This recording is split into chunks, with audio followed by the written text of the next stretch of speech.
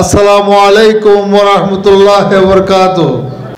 আল্লাহ রাব্বুল আলামিনের লাখো কোটি শুকরিয়া আদায় করছি এই জন্য যে তিনি আমাদেরকে দীর্ঘ প্রায় 16 বছর পরে এই ধরনের উন্মুক্ত পরিবেশে খোলা মন নিয়ে কথা বলার সুযোগ করে দিয়েছেন।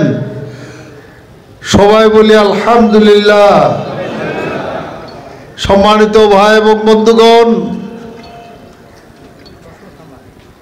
2024 সালের জুলাই আগস্টের যে বৈষম্য বিরোধী আন্দোলন সংগ্রাম আমাদের ছাত্ররা করেছে, শ্রমিকরা সাথে ছিল, সাধারণ মানুষের সাথে ছিল, তারা যে আন্দোলন সংগ্রাম করেছে,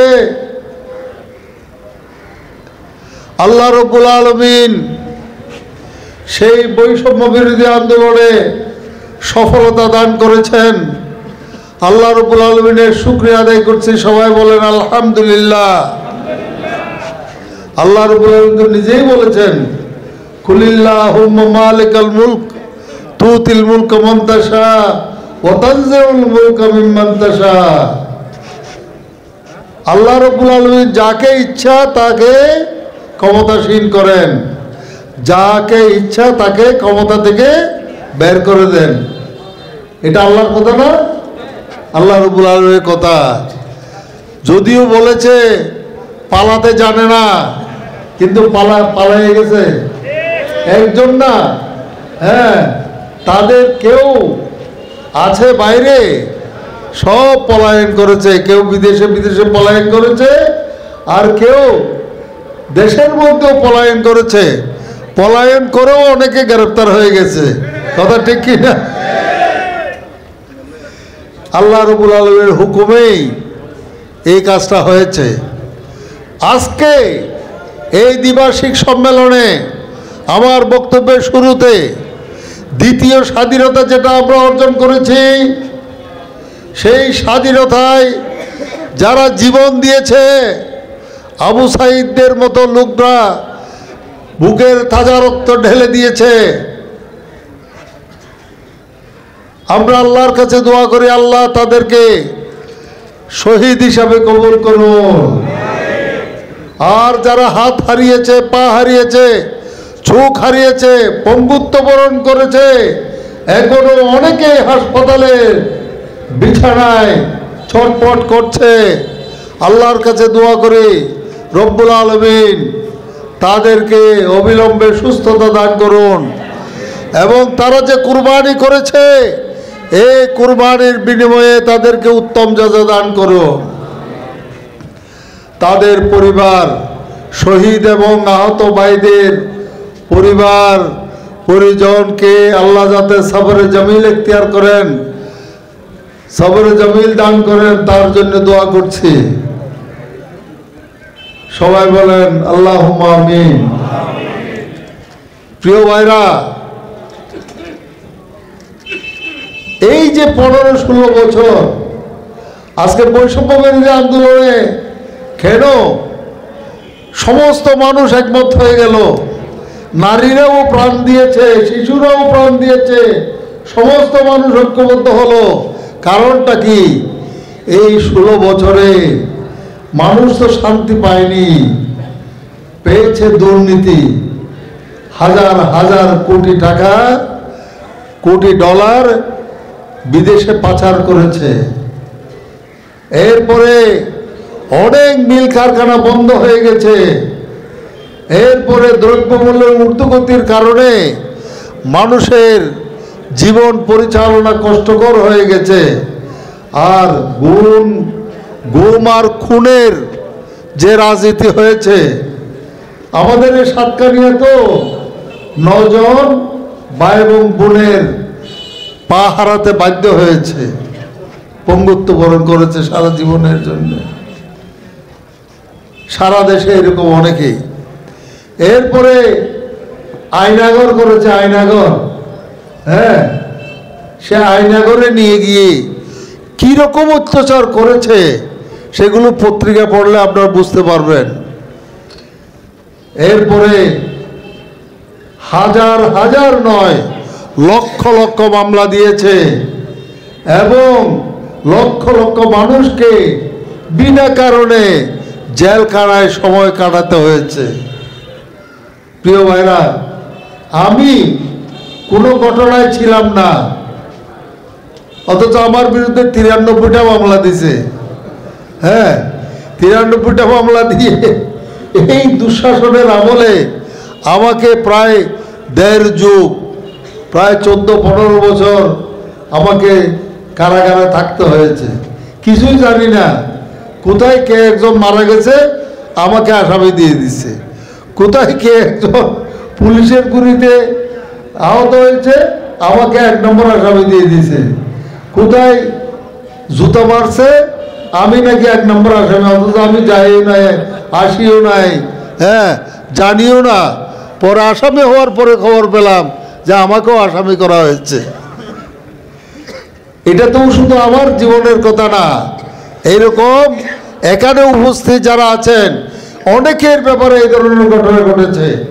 সারা বাংলাদেশে আমাদের অসংখ্য ভাই এরকম নির্যাতনের শিকার হয়েছে, কথা ঠিক না? শুধু তাই না, আল্লামা দেলওয়ার হোসেন সাঈদী তিনি কোরআনের পাখি, বাংলাদেশের 8 কোটি মানুষের কাছে প্রিয়জন নয়, সারা পৃথিবীতে বাংলাভাষী যত মানুষ আছে সবার প্রিয় বন্ধু হচ্ছে আল্লামা দেলওয়ার হোসেন সাঈদী। উনাকে কারাগারে অনেক দিন কাটাতে হয়েছে, চিকিৎসার কথা বলে ইনজেকশনের মাধ্যমে বিষ ঢুকিয়ে দিয়ে তাকে হত্যা করা হয়েছে।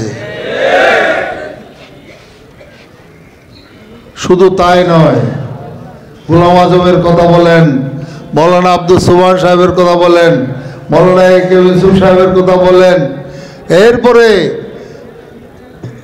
আমাদের নিজামী সাহেব, মুজাহিদ সাহেব, মোল্লা সাহেব, কামরুজ্জামান সাহেব, মীর কাসেম আলী সাহেব, ওনাদেরকে কোনো যুক্তি ছাড়া, ডকুমেন্ট ছাড়া ফাঁসির কাস্টে ঝুলিয়ে হত্যা করা হয়েছে, কথা ঠিক কিনা? এই অত্যাচার নির্যাতন 15-16 বছর ধরে করা হয়েছে। কারণ কি? কারণ হচ্ছে তারা ইসলামের কথা বলে, হ্যাঁ ইসলাম মানে বলে মৌলবাদ, ইসলাম মানে সন্ত্রাসবাদ। দেখেন, হ্যাঁ ইসলামের কথা বলা মানেই সন্ত্রাসবাদ। তাহলে সৈয়দুল মুরসালিন তিনি ইসলামের কথা বলেছেন, তাহলে তিনিও সন্ত্রাসী নাকি? নাউজুবিল্লাহ মিন যালিক, নাউজুবিল্লাহ মিন যালিক। এরকম অত্যাচার নির্যাতন আমাদের বাংলাদেশে 15-16 বছর চলেছে। আল্লাহ রাব্বুল আলামিন আমাদেরকে উদ্ধার করেছেন, স্বাধীনতা দান করেছেন। আল্লাহর কাছে দোয়া করি এই স্বাধীনতা যাতে আল্লাহ রাব্বুল আলামিন অক্ষুণ্ণ রাখেন। আমাদের দেশের মানুষ যেরকম এখন শান্তিতে বসবাস করছে, এইরকম শান্তিতে যাতে তারা বসবাস করতে পারে, আর কোনো অত্যাচারী, কোনো জালেম আমাদের দেশের শাসনকর্তা না হয়, সেটার জন্য আমরা আল্লাহর কাছে দোয়া করছি, কথা ঠিক কিনা? প্রিয় ভাইরা, এখন আসি শ্রমজীবী মেহনতি মানুষের কথা। শ্রমজীবী মেহনতি মানুষ বাংলাদেশের 18 কোটি মানুষের মধ্যে 60% বেশি মানুষ হচ্ছে শ্রমজীবী মেহনতি মানুষ। দেশের উন্নয়নের কারিগর হচ্ছে শ্রমজীবী মেহনতি মানুষ। এই যে আপনারা বিল্ডিং দেখছেন, শ্রমজীবী মেহনতি মানুষ না হলে এই বিল্ডিং হতে পারত?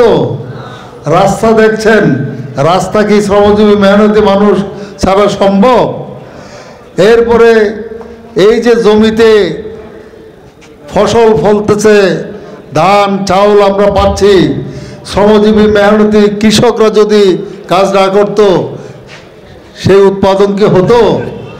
আমরা এখন আসছি চরতি থেকে, আসছি কাঞ্চনা থেকে, আমি লাইস থেকে আসছি, ওদিকে সোনাকানিয়া থেকে। আমরা কি হেঁটে আসছি না রিক্সায় আসছি? আমরা রিক্সায় আসছি, গাড়িতে করে আসছি।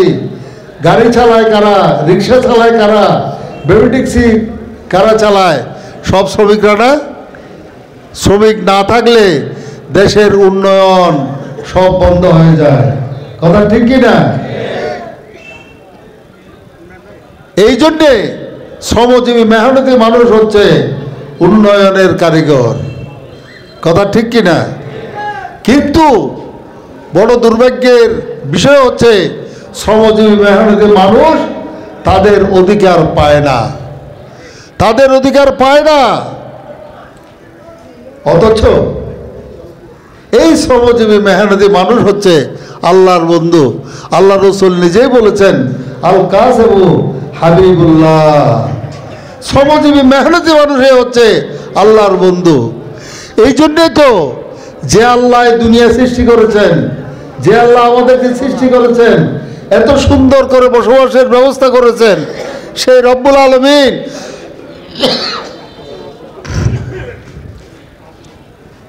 আমাদের হেদায়েতের জন্যে যাদেরকে পাঠিয়েছেন, নবী রসুল, নবী রসুলদের ৯৮ হচ্ছে শ্রমজীবী মেহনতি মানুষ। হযরত আদম আলাইহিস সালাম ছিলেন কৃষক। তারপরে দাউদ আলাইহিস সালাম কি ছিলেন? কর্মকার ছিলেন। হ্যাঁ, দা বানাইতেন, তলোয়ার বানাইতেন। হ্যাঁ, এরপরে রসুল পাক সাল্লাল্লাহু আলাইহি ওয়াসাল্লাম যিনি ১,২৪,০০০ বা ২,২৪,০০০ পয়গম্বরের সর্দার, তাকে আল্লাহ রাব্বুল আলামিন চাইলে তো পিএইচডি হোল্ডার করে পাঠাতে পারতেন। পিএইচডি হোল্ডার করেন নাই। তিনি লেখাপড়া জানে না। যখন বলা হলো ইকরা, পড়ো, তুমি আমি পড়তে জানি না। এইরকম মানুষকে আল্লাহ রাব্বুল আলামিন সৈয়দুল মুরসালিন বানিয়েছেন। সব কিছুর মালিক কিন্তু আল্লাহ। কথা ঠিক না? সেই নবীকে আল্লাহ ছোটকালে ছাগল ছড়ানোর ব্যবস্থা করেছেন, তিনি ছাগল ছড়িয়েছেন। এরপরে যখন একটু বয়স হয়েছে তখন দোকান কর্মচারী হিসাবে খাদিজাতুল কুবরা রাদিয়াল্লাহু তাআলা আনহার জিনিসপত্র নিয়ে বিদেশে গিয়ে জিনিসপত্র বিক্রি করেছেন। কথা ঠিক না? তাহলে তিনি কিভাবে সৈয়দুল মুরসালিন হয়? তাহলে বোঝা যায় যে আল্লাহর হাবিব, আল্লাহ রাব্বুল আলামিনের বন্ধু হচ্ছে শ্রমজীবী মেহনতি মানুষ। এই জন্য নবীদেরকে আল্লাহ রাব্বুল আলামিন শ্রমজীবী, কৃষিজীবী করে পাঠিয়েছেন।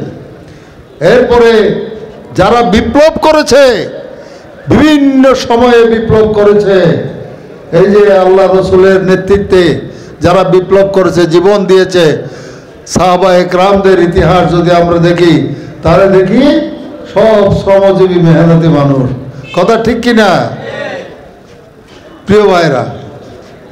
তাহলে শ্রমজীবী মেহনতি মানুষ, হ্যাঁ, যারা আল্লাহর বন্ধু, তারা কষ্ট করেও তাদের অধিকার ফিরে পায় না।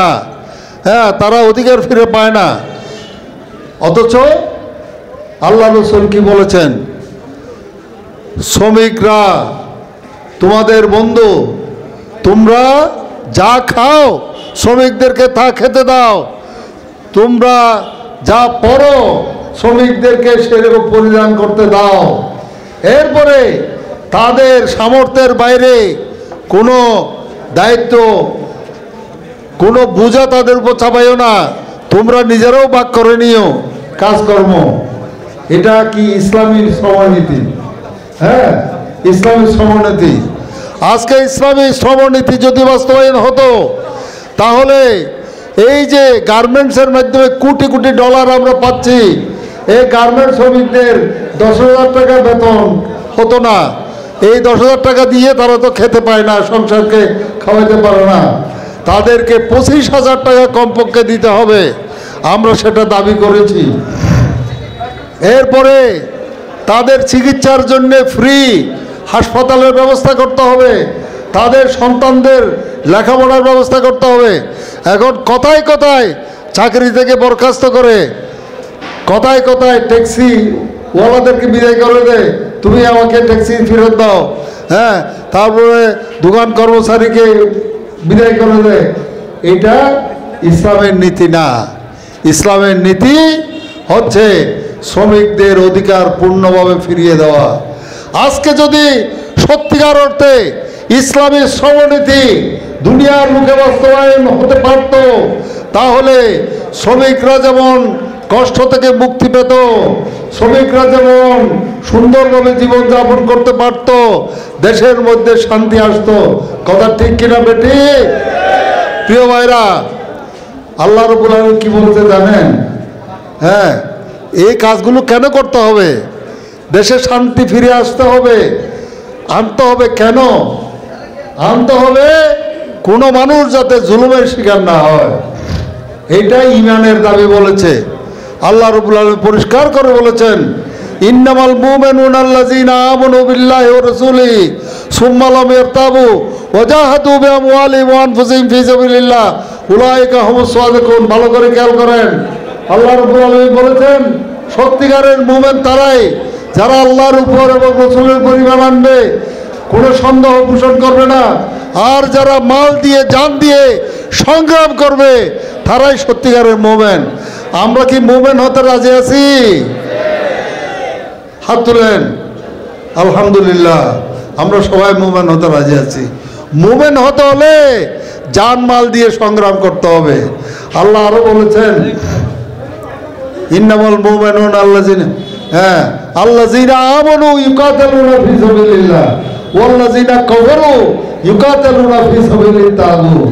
যারা ঈমানদার তারা আল্লাহর পথে সংগ্রাম করে জান এবং মাল দিয়ে, হ্যাঁ, আর যারা কাফের তারা সংগ্রাম করে মানুষের তৈরি জীবন বিধান প্রতিষ্ঠার জন্য। পুঁজিবাদ বলেন, সমাজতন্ত্র বলেন, হ্যাঁ, এগুলো প্রতিষ্ঠার জন্য যারা কাজ করে আল্লাহ তাদেরকে কাফের বলে দিয়েছে। যারা ইমানদার বলে ঘোষণা দিয়েছে তাদের কাজ হচ্ছে আল্লাহর দেয়া জীবন বিধান কায়েম করার জন্য সংগ্রাম করা, এই পথে জীবন বিলিয়ে দেয়া। সাহাবায়ে কেরামরা কার আগে কে শহীদ হবে, কার আগে কে রক্ত দেবে, এটার জন্য প্রতিযোগিতা করতেন। কথা ঠিক না? আমরা কি তাদের সাথে, সাহাবায়ে কেরামদের সাথে জান্নাতে থাকতে চাই? অবশ্যই তাদের সাথে জান্নাতে থাকতে চাই। আল্লাহ আমাদের এই দোয়া কবুল করুন। প্রিয় ভাইরা, এই শ্রমিক কল্যাণ ফেডারেশন এই জন্যে বাংলাদেশের অধিকাংশ মানুষ যারা শ্রমজীবী মেহনতি মানুষ, তাদেরকে ঐক্যবদ্ধ করে পৃথিবীতে একটা পরিবর্তন আনতে চায়। এই পরিবর্তন হচ্ছে ইনসাফ ভিত্তিক রাষ্ট্র ব্যবস্থা কায়েম করা, ইনসাফ ভিত্তিক সমাজ ব্যবস্থা কায়েম করা, বৈষম্য বিরোধী একটা রাষ্ট্র ব্যবস্থা, সমাজ ব্যবস্থা যাতে কায়েম করা যায়, তার জন্যে বাংলাদেশ শ্রমিক কল্যাণ ফেডারেশন কাজ করে যাচ্ছে। প্রিয় ভাইরা, আপনারা কি এই কাজ করতে রাজি আছেন? রাজি আছেন, আলহামদুলিল্লাহ। যদি এই কাজ করতে চান তাহলে আপনাদেরকে নিজের পরিবারের কাছে আগে দাওয়াত পৌঁছাতে হবে। কু আনফুসিকুম ওয়া আহলিকুম নারা। তোমরা নিজের পরিবারকে জাহান্নামের আগুন থেকে বাঁচাও, তোমার পরিবার পরিজনকে বাঁচাও। এরপরে তোমার বন্ধু বান্ধবদেরকে জাহান্নামের আগুন থেকে বাঁচাও। মানুষদেরকে সংগঠিত করো, সংগঠিত করে তাদেরকে আল্লাহর দ্বীনের পথে এগিয়ে নিয়ে যাও। এরকম যদি আমরা সংগ্রাম করতে না পারি তাহলে দ্বীন কায়েম হবে না। প্রিয় ভাইরা, আল্লাহ রাব্বুল আলামিন কি বলেছে জানেন? ওমা লাকুম লা তুকাতিলুনা ফি সাবিলিল্লাহ ওয়াল মুস্তাযাফিনা মিনার রিজালি ওয়ান নিসাই ওয়াল বিলদানিল্লাযিনা ইয়াকুলুনা রাব্বানা আখরিজনা মিন হাযিহিল কারিয়াতিজ যালিমি আহলুহা ওয়াজআলনা মিন লাদুনকা সুলতানান নাসীরা। আর কি, আর কোনো কথা বাকি আছে? আল্লাহ, তোমাদের কি হলো? তোমরা কেন ওই মজলুম পুরুষ, নারী এবং শিশুদের যারা কান্নাকাটি করতেছে, বলতেছে, হে আল্লাহ, আমাদেরকে এই জালেম থেকে রক্ষা করো, আমাদেরকে উত্তম ওলি দান করো, উত্তম শাসক দান করো। আল্লাহ বলতেছে, তাদেরকে উদ্ধার করার জন্য তোমরা কেন সংগ্রাম করছো না? আমরা কি এই সংগ্রাম আল্লাহর নির্দেশ অনুযায়ী করতে রাজি আছি? হাত তুলেন। হে আল্লাহ, আমাদের হাতকে কবুল করো। প্রিয় ভাইরা, নবীদের সাথে আমরা জান্নাতে যেতে চাই। নবীরা যদি এরকম আজীবন যুদ্ধ করে, আমরা সাহাবাদের সাথে জান্নাতে থাকতে চাই। তারা যদি আজীবন যুদ্ধ করে, জীবন বাজি রেখে যুদ্ধ করে, জীবন বিলিয়ে দিয়ে শহীদ হয়ে তারা যদি সংগ্রাম করে যায়, আমরা কেন করব না? আমরা করব ইনশাআল্লাহ। বাংলাদেশ শ্রমিক কল্যাণ ফেডারেশনের নামে আমরা যদি শ্রমিকদেরকে ঐক্যবদ্ধ করতে পারি, দেশের অধিকাংশ মানুষ, অধিকাংশ শ্রমিক একতাবদ্ধ হলে দিন কায়েম হবেই হবে, হবেই হবে ইনশাআল্লাহ। বাংলাদেশ শ্রমিক কল্যাণ ফেডারেশন এই দাওয়াত আপনাদেরকে দিচ্ছে। আমরা আল্লাহর কাছে দোয়া করি, সাতকানিয়া উপজেলায় যারা 2025-26-এর জন্য দায়িত্বশীল নির্বাচিত হয়েছে, তারা শপথ করেছে, আল্লাহ তাদের শপথ কবুল করুন এবং এই শপথের আলোকে তারা যাতে যথাযথভাবে দায়িত্ব পালন করতে পারে তার জন্য তৌফিক দান করুন। হে আল্লাহ, তুমি তো সবকিছুর মালিক। আমরা যারা আজকে উপস্থিত হয়েছি, যারা উপস্থিত হতে পারে নাই, সবাইকে একতাবদ্ধ হয়ে কোরআনের আইন কায়েম করার মাধ্যমে ইনসাফ ভিত্তিক সমাজ ব্যবস্থা প্রতিষ্ঠার জন্য আমাদেরকে ঐক্যবদ্ধ হওয়ার তৌফিক দান করুন। এই কামনা করে সকলকে অন্তরের অন্তঃস্থল থেকে ধন্যবাদ, মোবারকবাদ জানিয়ে আমার কথা এখানেই শেষ করছি। ওমা তৌফিক ইল্লা বিল্লাহ। আসসালামু আলাইকুম ওয়া রাহমাতুল্লাহি ওয়া বারাকাতুহু।